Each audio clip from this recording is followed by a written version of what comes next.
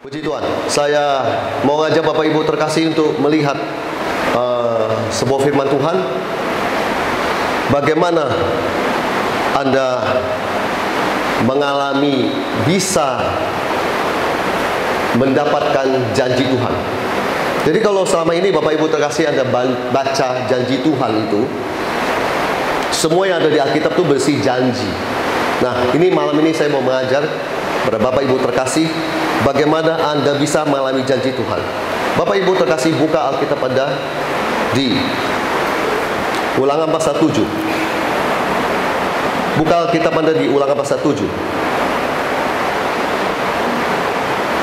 Oke, Ulangan pasal 7 ayatnya yang ke-12. Kalau boleh ditampilkan di LCD. Saya akan bacakan. Dan akan terjadi karena kamu mendengarkan peraturan-peraturan itu serta melakukannya dengan setia, maka terhadap engkau Tuhan Allahmu akan memegang perjanjian dan kasih setianya yang diikrarkannya dengan sumpah kepada nenek moyangmu. Bapak Ibu perhatikan firman ini. Saya ulang ya. Dan akan terjadi karena kamu mendengarkan peraturan-peraturan itu serta melakukannya dengan setia, maka terhadap engkau Tuhan Allahmu akan memegang perjanjian dan kasih setianya yang diikrarkannya dengan sumpah kepada nenek moyangmu. Bapak Ibu terkasih, ini semua Alkitab ini bercerita tentang janji Tuhan. Dan janji ini siapa saja boleh mengucapkannya, siapa saja boleh membacanya. Tetapi saya mau kasih tahu pada Bapak Ibu terkasih, tidak segampang itu Anda bisa mendapatkan janji itu. Harus ada yang Bapak Ibu terkasih lakukan.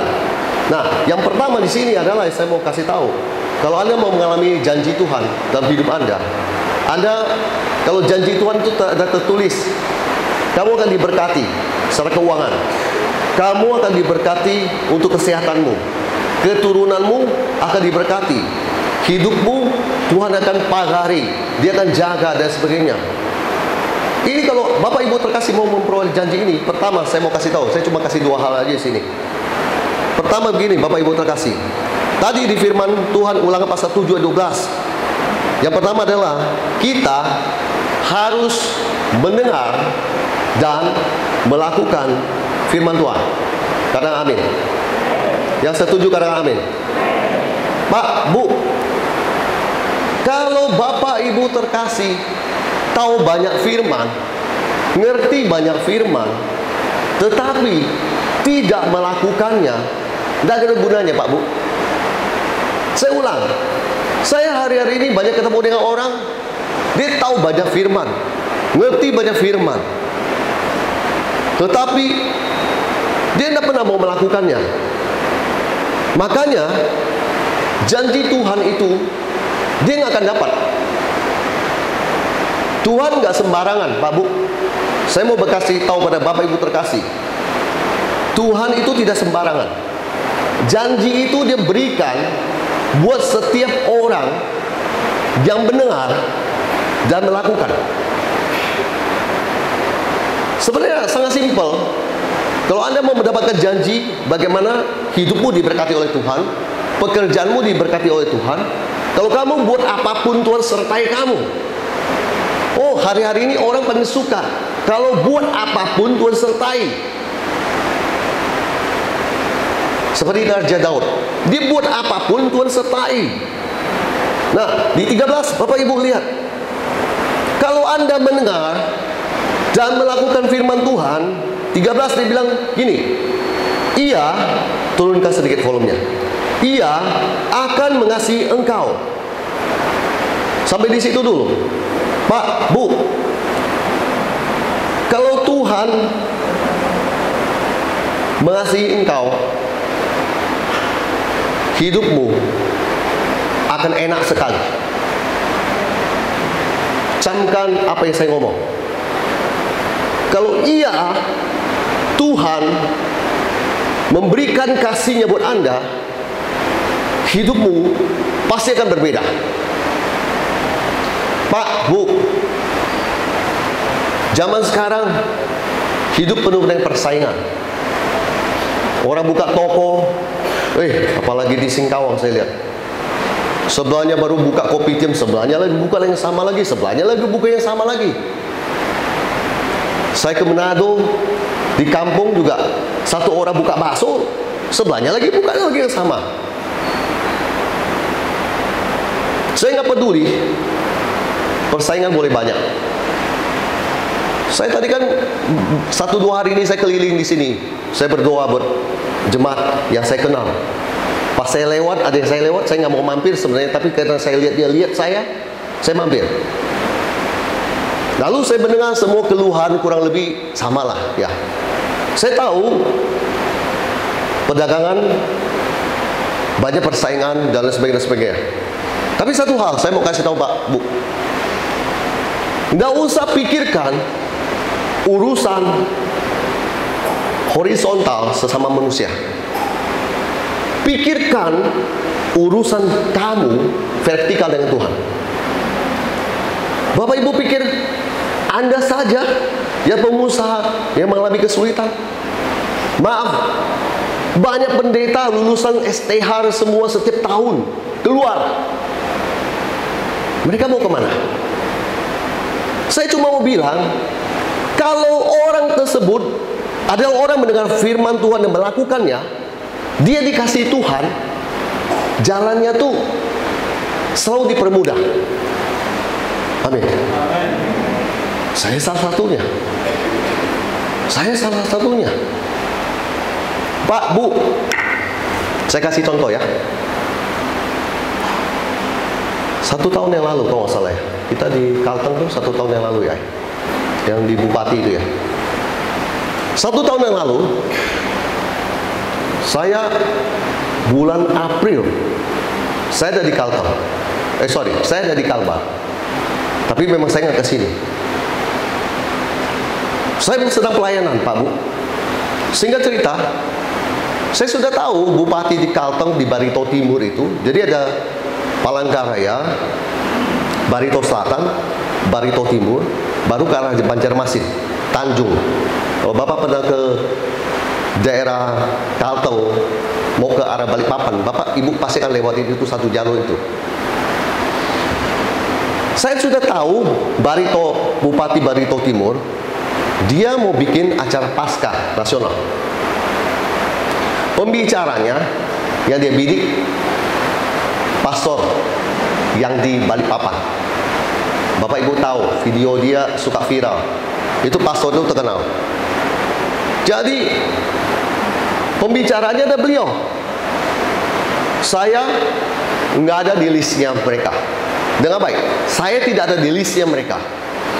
Tetapi ketika kami lagi di Kalbar, lagi pelayanan, saya kan tadi bilang firman Tuhan, kalau dia mengasihi Anda, apa yang kamu tidak bayangkan Tuhan sediakan buat kamu. Saya ditelepon sama panitia di sana.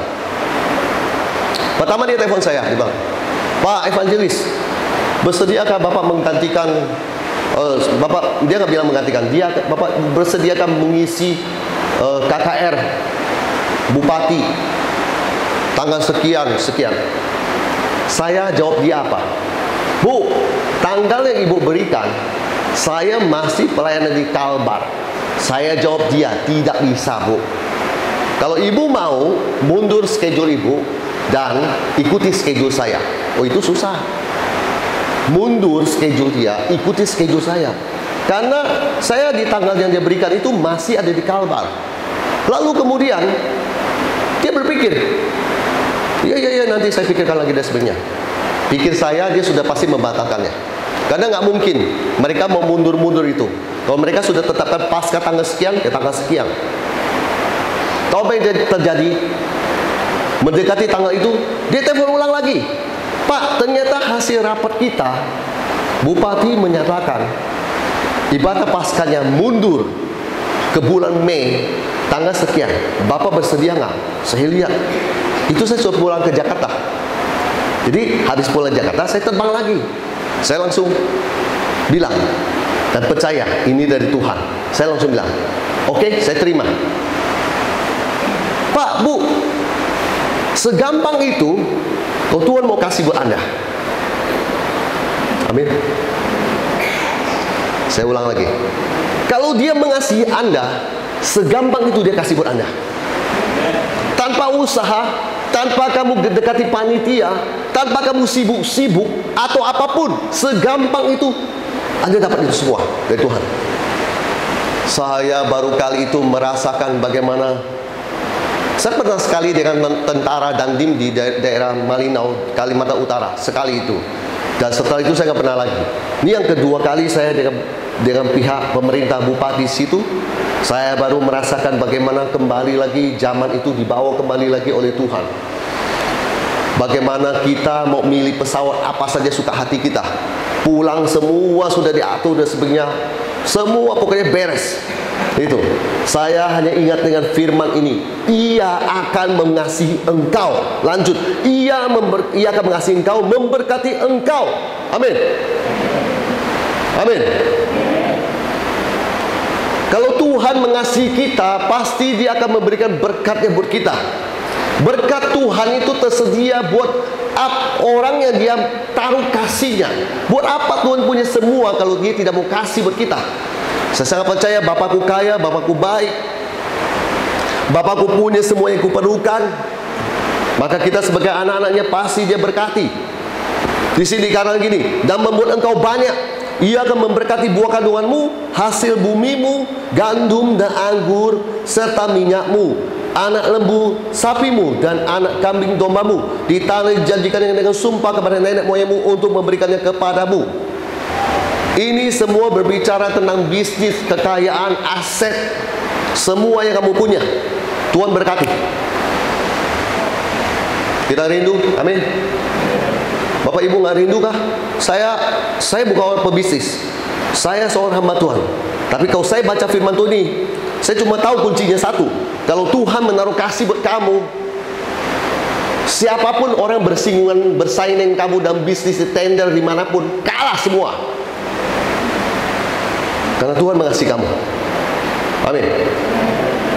Saya sangat yakin Pak Bu, kita waktu masih kerja sebagai seorang pebisnis, seorang karyawan, kita boleh melihat bagaimana Tuhan menyertai kita masuk ke tender dan perusahaan-perusahaan melawan kita, raksasa semua. Kalau Tuhan mengasihi engkau, 1, 2, 3, kalah semua mereka. Enggak usah Anda berbuat apa-apa, kalah itu semua. Lalu lanjut. Ini firman bagus sekali. Engkau akan diberkati lebih. Ada kata lebih. Ada kata lebih. Saya sebagai seorang manusia Pak Bu, saya tidak suka, tidak pernah mengaminkan hidupku biasa-biasa saja dan stuck. Saya mau lebih. Saya selalu mau lebih buat Tuhan. Ya, saya bukan mau lebih buat ego saya. Saya mau selalu lebih buat Tuhan. Lebih apa misalnya? Pelayanannya.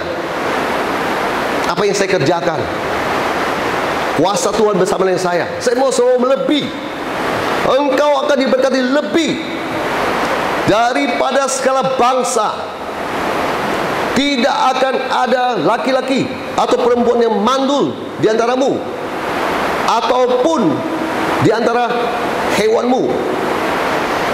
Tuhan akan membuat Anda lebih. Apa yang kamu lakukan lebih. Nah, pernah ketika setahun kembali berjumpa dengan kita, 2 tahun kembali berjumpa dengan kita, kita tanya, gimana bisnis itu? Ya, tambah sepi, tambah drop, tambah hancur. Berarti bukan saya menghakimi, kamu belum dapat janjinya Tuhan. Pak, kita di sini bukan menghakimi, tapi saya mau mengajak Bapak Ibu kembali untuk mendengarkan dan melakukan firman Tuhan. Amin. Sebagian lihat saya bingung. Saya ngomong apa adanya Pak Bu. Kita 5 tahun nggak ada di sini. Bapak Ibu temukan saya 5 tahun nggak ada di sini. Saya nggak lebih drop, nggak lebih hancur. Enggak. Saya selalu rindu mendengarkan dan melakukan firman Tuhan, supaya saya lebih diberkati. Kini 15, Tuhan akan menjauhkan segala, bukan satu, segala sakit penyakit, segala penyakit daripadamu, dan tidak ada satu dari wabah celaka yang kau kenal di Mesir itu akan ditimpakan kepadamu. Tetapi ia akan mendatangkannya kepada semua orang membenci engkau. Wih, ini janji Tuhan. Bapak Ibu terkasih, Tuhan akan menjauhkan segala penyakit. Jadi bertahun-tahun Anda mendengarkan dan melakukan firman Tuhan. Janji Tuhan buat kita, Tuhan Yesus akan menjauhkan segala penyakit dari hidupmu, dan tidak ada wabah yang akan kena sama kamu. Amin. Siapa yang percaya? Angkat tanganmu bersama saya. Saya sangat percaya, Bapak Ibu terkasih, ini firman Tuhan. Kalau ini firman Tuhan, ini yang saya percaya. Tuhan akan menjauhkan segala penyakit. Jadi nggak akan kena tuh penyakit sama Anda, bahwa kamu mendengar dan melakukan firman Tuhan. Pak, Bu, hari-hari ini saya lihat orang di Jakarta, apa yang dia cari? Umur panjang. Dia punya uang banyak, dia sudah punya semua, mobil dia udah punya banyak, rumah udah besar. Yang dia cari apa? Vitamin, suplemen, hidup sehat, bagaimana bisa panjang umur. Sedangkan yang nggak punya uang, dia bilang, kapan saya mati ya? Ibu kan, Bapak ketawa. Tapi saya baca lihat itu, lagi di Kalbar di Bengkayang, saya buka berita, ada orang loncat, nggak mampu bayar hutang. Di tingkat berapa? Loncat. Hih, mengerikan sekali. Pak, Bu, kalau Anda dengar firman Tuhan malam ini janji buat Anda. Dengan mendengar dan melakukan firman Tuhan. Yang kedua, bagian pembahasan terakhir saya begini. Bapak Ibu lihat, ada satu hal yang saya pelajari selama hidup saya, dan ini yang saya akan bagikan buat Bapak Ibu terkasih. Lukas pasal 6 ayat 38. Buka kitab Anda. Lukas 6 ayat 38.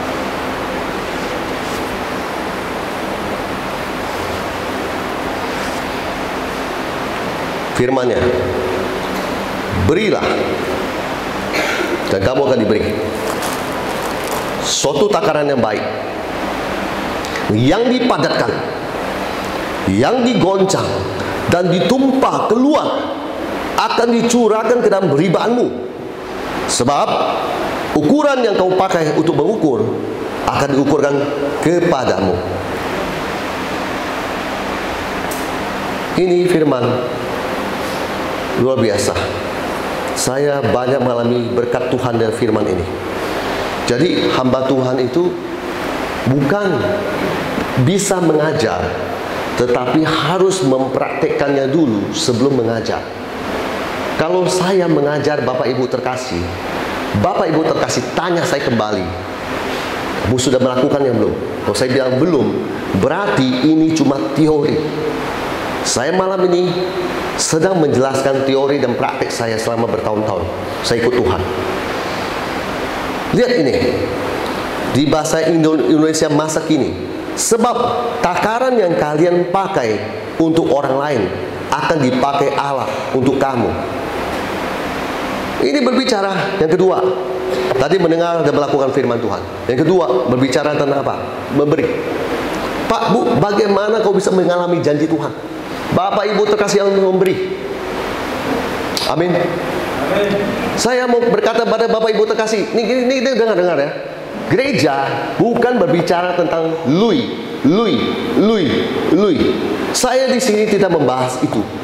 Saya di sini sedang mengajarkan apa yang saya pelajari dari hidup saya dengan Tuhan, bahwa memberi itu membuat kamu mengalami segala janji Tuhan. Saya lihat kalau orang mengasihi Tuhan, kasih itu pasti mengandung berkorban dan memberi. Amin. Nggak ada namanya kita bilang kita mengasihi Tuhan, tapi kita itu nggak mau memberi buat Tuhan. Memberi bukan masalah uang, waktumu, pengorbananmu, hidupmu, dan lain sebagainya. Kau berikan buat Tuhan. Nih, Lukas pasal 6 ayat 38 ini berbicara gini. Kalau kamu memberi, Bapak Ibu terkasih juga diberi. Dengar baik, saya ulang kembali. Kalau Bapak Ibu memberi, Bapak Ibu juga terkasih juga akan diberi. Ini firman kemanapun saya praktekkan. Bapak Ibu tahu nggak?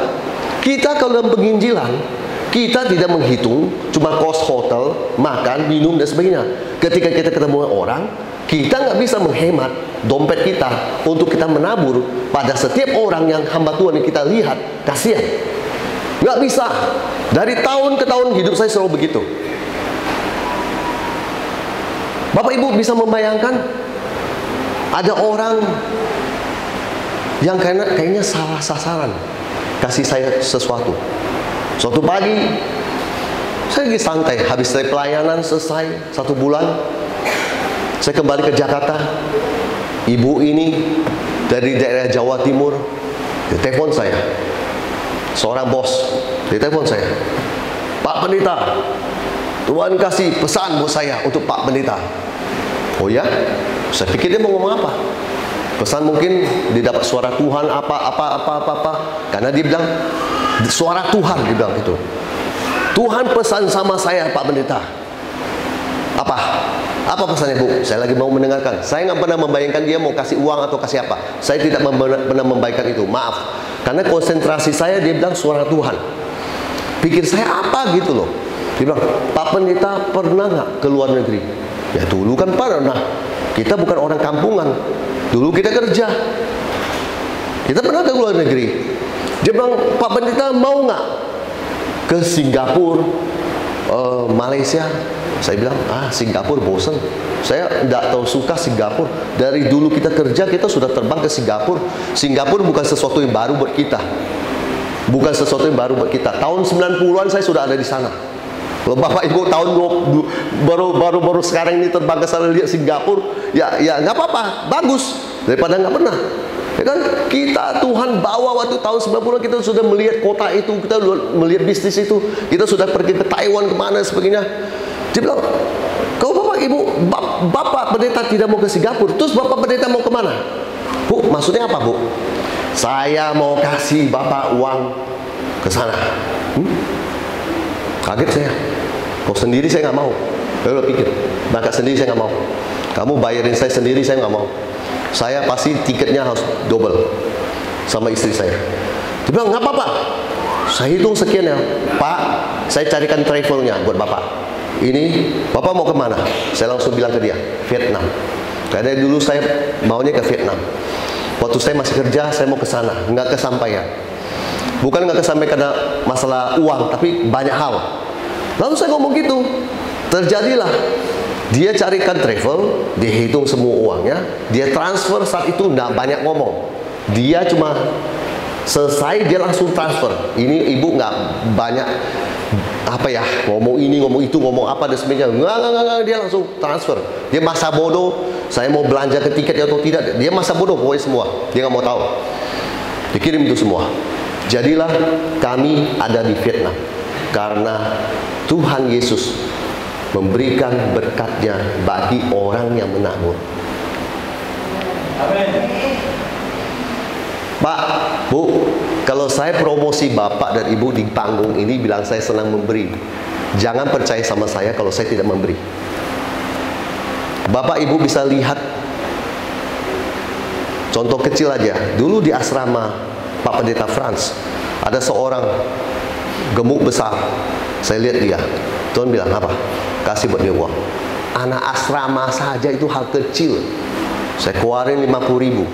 Sini kamu, dia bilang. Saya kasih 50.000. Itu hal kecil. Hari ini orang itu jadi polisi. Ketemu di saya di jalan, harusnya dia ingat sama saya. Karena rambut saya masih tetap berdiri. Harusnya dia ingat sama saya. Jarang kan ke orang Chinese yang rambutnya berdiri masuk ke sini sama saya, ya kan? Orang Singkawang ya cuma satu, saya orangnya. Bapak Ibu terkasih, itu hal kecil loh. Saya maaf, saya bukan membeberkan kebaikan saya. Sorry ya, Pak, Bu, saya tidak membeberkan kebaikan saya. Saya di sini sedang mengajak Bapak Ibu terkasih untuk Anda, kalau Anda mau diberi, kamu harus memberi dulu. Amin.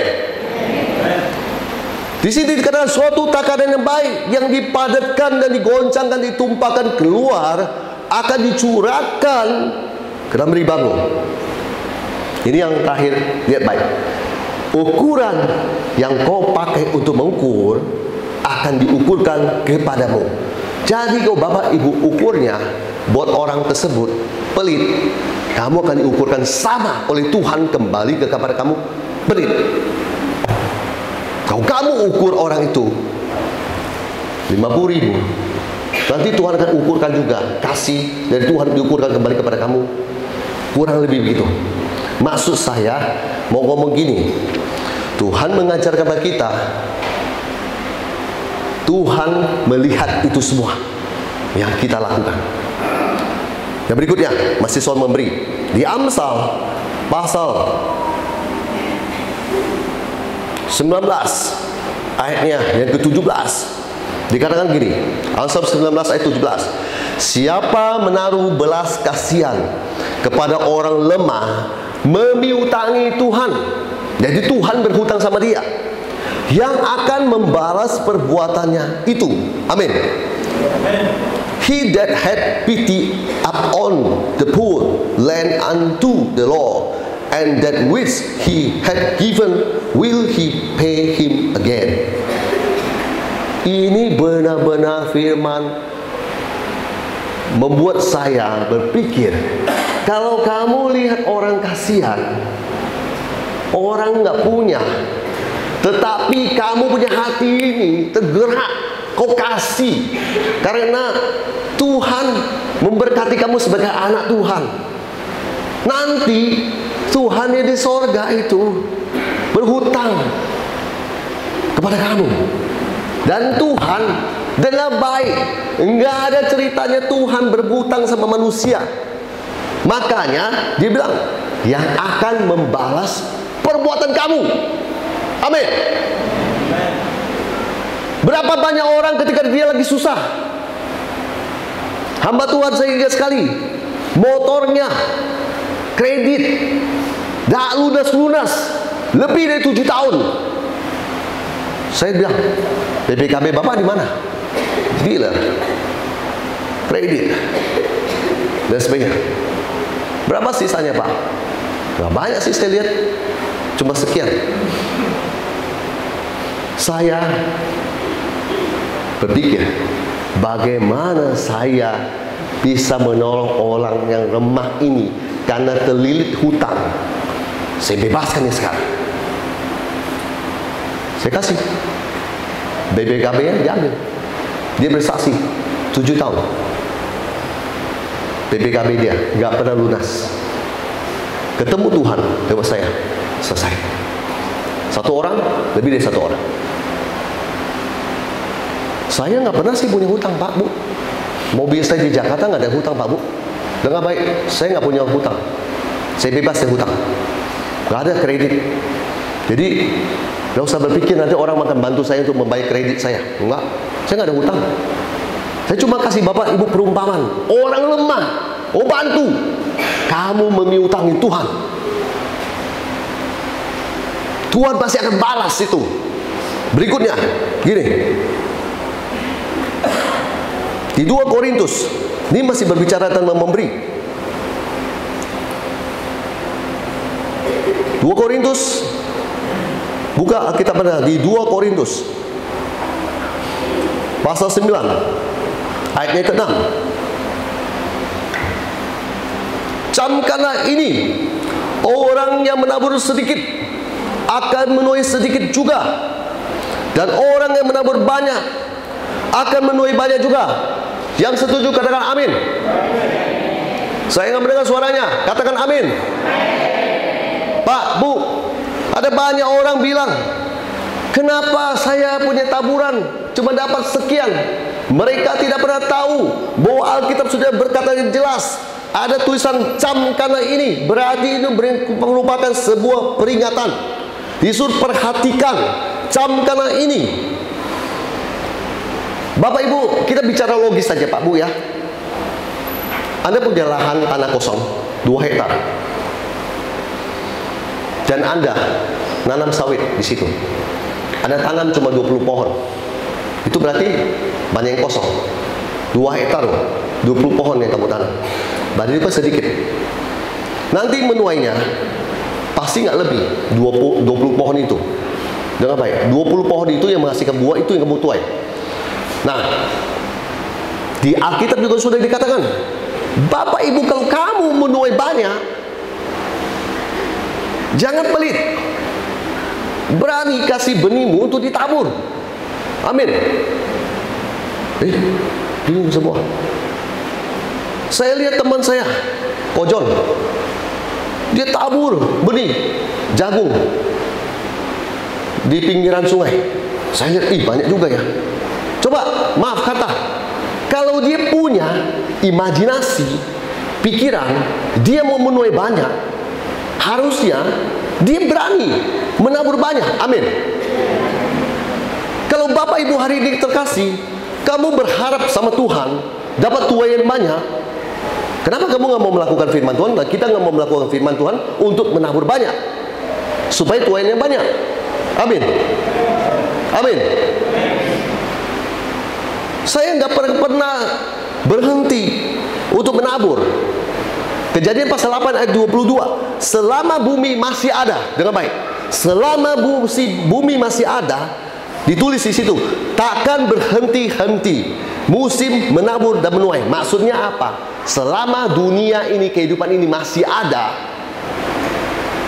itu yang kau tabur, itu pasti kamu tuai. Itu yang kamu tabur, itu pasti kamu tuai. Itu yang kamu tabur, pasti kamu tuai. Selama bumi masih ada, berarti selama kehidupan masih ada, sama ada oksigen kehidupan di bumi ini, alam semesta, apapun yang kau tabur, pasti kamu tuai. Itu prinsip firman Tuhan loh, bukan prinsip ilmiah dunia. Jadi kalau saya sudah tahu ini, saya nggak akan pernah berhenti.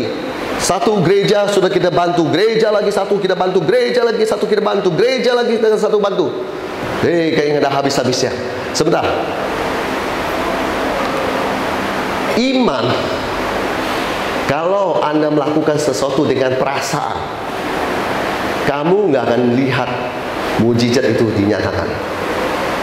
Orang nggak akan terima mujizat kalau dia cuma main perasaan. Contoh ya Pak Bu, contoh. Saya pelayanan di Sebitau kan sudah lama sekali.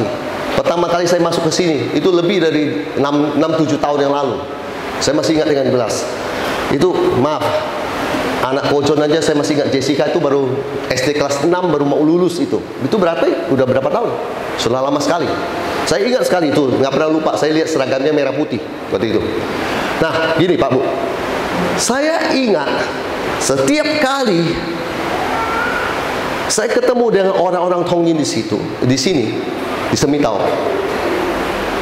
Ketika dia mau menabur, buat kami, kondisi dia, kami lihat itu kasihan. Tetapi orang ini berani mau menabur buat saya. Saya secara pribadi, Bapak Ibu terkasih, bukan pendeta dan hamba Tuhan yang yang cepat saya langsung ambil uangnya. Dah. Memang beda saya gitu. Karena saya tahu uang itu dia pasti uang satu-satunya, atau uang yang dia dengan hasil susah payah dia dan sebagainya. Apalagi orang tersebut adalah istri saya. Dia ada orang paling pertama yang bilang, itu orang kasihan, jangan kamu ambil uangnya. Saya dalam pelajaran firman Tuhan dan dengan Roh Kudus berulang kali Tuhan Yesus selalu ingatkan saya, kalau kamu main perasaan, kamu nggak memberi kesempatan buat orang itu untuk menabur, dan dia nggak dapat kesempatan untuk menuai. Jadi kamu yang memblokir dia punya tuaian. Makanya setelah itu saya kasih tahu istri saya, kamu nggak bisa melihat mujizat kalau kamu main perasaan. Kamu harus matikan perasaanmu dan percaya bahwa Tuhan sanggup ketika Dia sudah memberkati kita, Dia menuai. Makanya terima berkat Dia, doakan berkat itu. Setiap uang persembahan PK dari gereja, dari tanggal 3 sampai hari ini saya pelayanan, saya dapat amplop itu, selalu saya bilang, saya ucap syukur. Saya belum buka sebelum saya doakan. Setiap orang memberkati saya, enggak akan saya masuk ke dompet saya sebelum saya doakan. Kenapa? Prinsip saya adalah begini, dia menabur, saya doakan benih dia ini cepat bertumbuh dan berbuah, dan dia diberkati. Amin. Amin. Kalau kita main perasaan dalam hal kesembuhan, orang maju ke depan, kita tumpang tangan, kita doakan dan sebagainya, turun dari mimbar ini, katanya sembuh. Memang benar, sembuhnya baru 40%, 60-nya masih belum selesai, masih on proses. Tapi orang tersebut sudah main perasaan dan bilang, kayaknya masih tetap sama, pulang, jadilah sesuai imannya, tetap sama. Saya banyak melihat itu, Pak Bu. Benar, saya banyak melihat itu. Makanya nggak bisa. Kalau iman itu main perasaan, itu bukan iman. Iman itu tidak ada main perasaan. Justru Ibrani pasal 11 ayat 1 dikatakan, dasar dari segala sesuatu yang kamu harapkan, bukti dari segala sesuatu yang tidak kamu lihat dan belum kamu dapat, belum kamu rasakan. Itu terjemahan saya. Yang tertulisnya bukan begitu. Amin, Bapak Ibu. Nah, yang berikutnya lagi, Bapak Ibu terkasih, Yohanes pasal 12 ayat 3 berbicara tentang seorang bernama Maria Magdalena. Ini saya mau berakhir.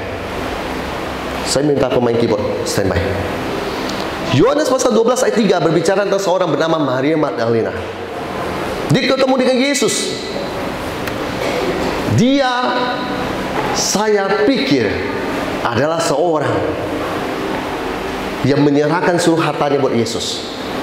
Karena kalau wanita sampai punya uang banyak, minyak narwastu 300 dinar dikali upah satu hari zaman now 150.000 rupiah, maka itu nilainya 45 juta. Kalau ada perempuan yang punya dana sebesar itu di zaman dulu, saya percaya itu tabungan dia semuanya. Dan itu bukan dia punya banyak duit, tidak. Wanita punya uang segitu, saya hanya berpikir itu satu-satunya harta dia.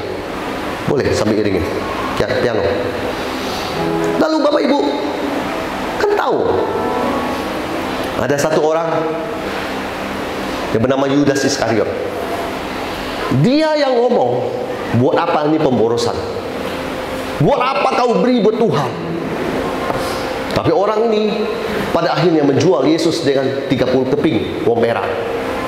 Saya catat di sini, 30 keping itu senilai upah 100 hari kerja.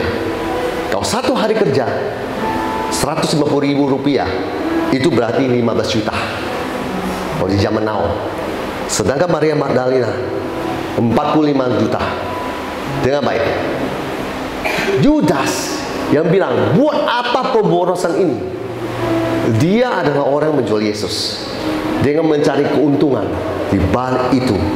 Seharusnya Yudas yang harus berkorban, Yudas yang harus memberi buat Tuhan, Yudas yang harus membawa persembahan bagi Tuhan. Tapi tidak, justru dia komplain ketika lihat orang lain berkorban buat Tuhan. Dari sini Bapak Ibu, saya mau mencelikkan mata Bapak Ibu terkasih. Sampai hari ini masih tetap ada orang seperti kayak Yudas. Walaupun dia namanya bukan Yudas, dia kan ngomong, buat apa ini, buat apa ini, buat apa ini, buat apa ini. Amin. Saya lihat tuh di medsos ada tuh, mereka non Kristen, bukan, mereka dulu di gereja. Banyak saya lihat itu semua. Saya lihat itu semua. Pak, Bu, kenapa ada orang yang mau kasih hartanya buat Tuhan? Kenapa ada orang yang termotivasi untuk memberi buat Tuhan? Saya percaya Maria Magdalena, dia memberi karena dia mengasihi Tuhan. Satu. Maria Magdalena memberi karena tahu janji Tuhan nggak pernah bohong. Janji Tuhan ya dan amin. Buat kita yang percaya, kalau kamu berani untuk melakukan, mendengar firman Tuhan dan melakukan, kamu berani dari dirimu memberi buat Tuhan. Oh, Tuhan nggak akan tahan berkatnya untuk Anda, Pak Bu. Nggak akan tahan. Bapak Ibu berkata, oh, Bu sih, ngai, kina mau sendi ya, mau lu ya. Saya terjemahkan ya Pak Frans ya. Betapa pendeta, saya sekarang nggak ada duit, bisnis lagi sepi, saya nggak ada uang untuk memberi. Saya kasih pada Bapak Ibu terkasih. Bapak Ibu terkasih, Lukas 21 ayat 1 sampai 2. Di situ tercatat Yesus duduk dan memperhatikan orang yang memasukkan persembahan. Singkat cerita, ada janda mempersembahkan 2%. Itu tercatat di Alkitab saya sampai hari ini, dan juga di Alkitab Bapak Ibu terkasih. Berarti Yesus tidak peduli berapa besar yang kau punya, tetapi hatimu, mau nggak kamu memberi buat Tuhan? Tidak ada alasan kau datang ke gereja, kau nggak punya persembahan. Nggak ada alasan kalau kamu nggak mau memberi sesuatu buat Tuhan. Oh Pak, saya pas-pasan sebenarnya. Saya kembalikan lagi kepada Bapak Ibu terkasih. Apa yang Roh Kudus taruh di hatimu? Kalau kamu punya 1000 perak, 500 perak kan yang kamu kasih buat Tuhan? Atau tidak sama sekali? Atau semua 1000 kamu kasih buat Tuhan?